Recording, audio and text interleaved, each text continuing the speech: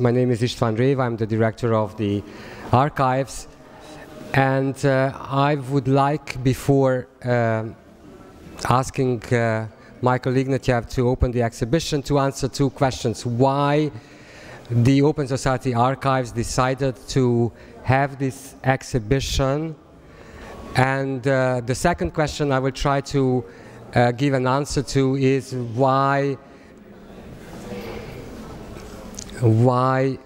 Michael Ignatieff will open the exhibition. So the first answer, already at the very beginning of the war, the archives got engaged in the war,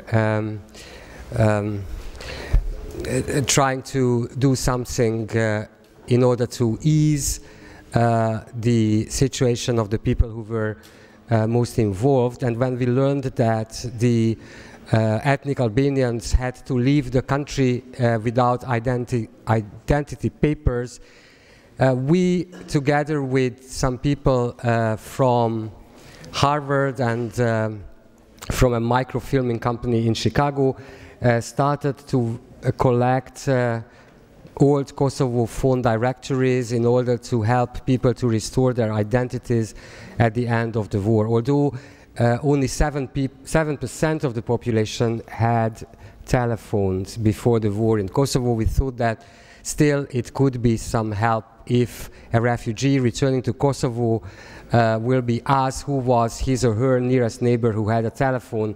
When answering, the person will be able to substantiate that she was originally from Kosovo and was not an Albanian who tried to infiltrate into the country. So we had history in Kosovo, so to say, and already during the bombing we started collecting documents, photographs and artifacts, especially Boško Spasojević, our colleague from Belgrade, who helped a lot together with Eric Weaver, who was the curator of this exhibition. They started collecting items already during the war. Now, the second question, why Michael Ignatieff? Perhaps this will be misinformation, and please correct me if I'm not right, but I think the main reason is by the right of blood. And I think that this is absolutely appropriate in the case of the Balkan and the Kosovo, to ask somebody to open an exhibition by the right of blood. If I'm not mistaken, you had something to do with Count Nicholas Ignatieff. Yes, fine. Was he his great-grandfather? Fine. He was who signed the San Stefano peace treaty in 1878 on the 19th of February, according to the Julian calendar, on the 3rd of March, according to the Gregorian calendar, in the name of the Russians with the Ottoman Empire, by deciding the fate of some of the countries in the Balkans. So you have something to do with what's happening there as a family heritage.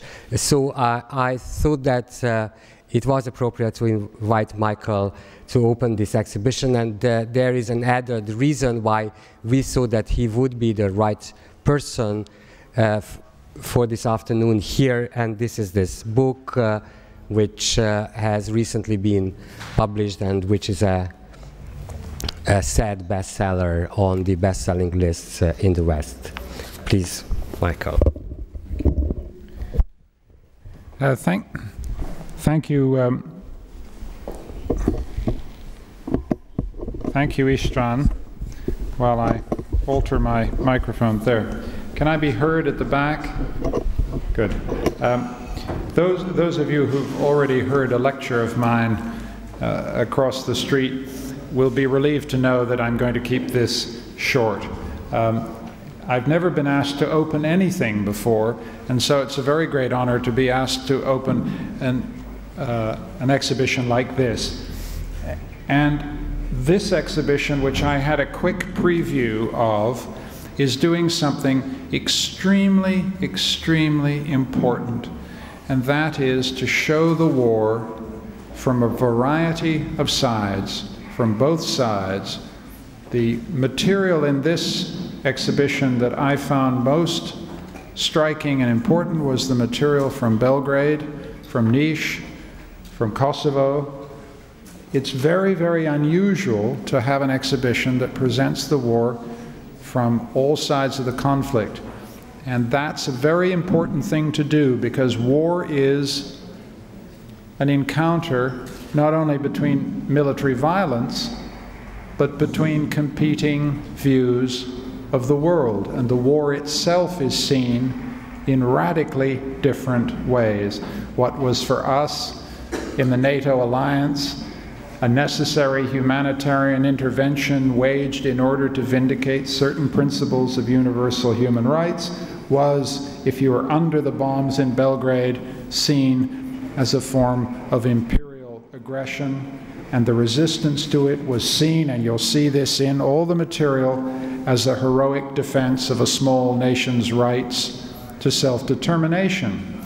Now, confronting the radical difference between two perceptions of a war is an essential task of citizenship. The world is not necessarily as we think it is. All political discussion is a discussion between people who see the world very differently. And so this exhibition incarnates a kind of principle of democracy, which is that we should keep talking to our enemies, we should keep talking to our friends, we should try and learn as much from those who become our enemies in times of conflict as we do from our friends.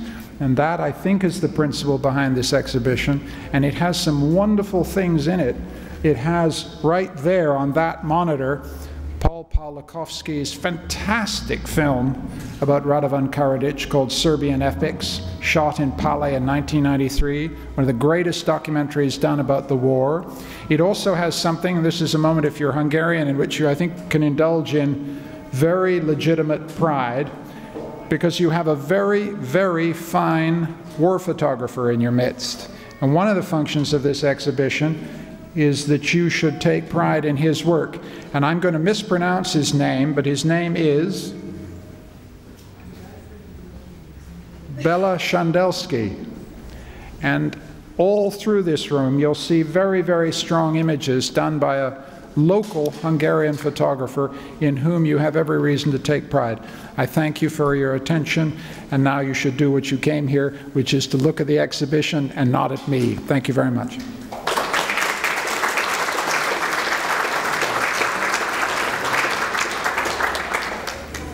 And then the reception is outside there in the courtyard. If you leave through that door, you can get there. Thank you.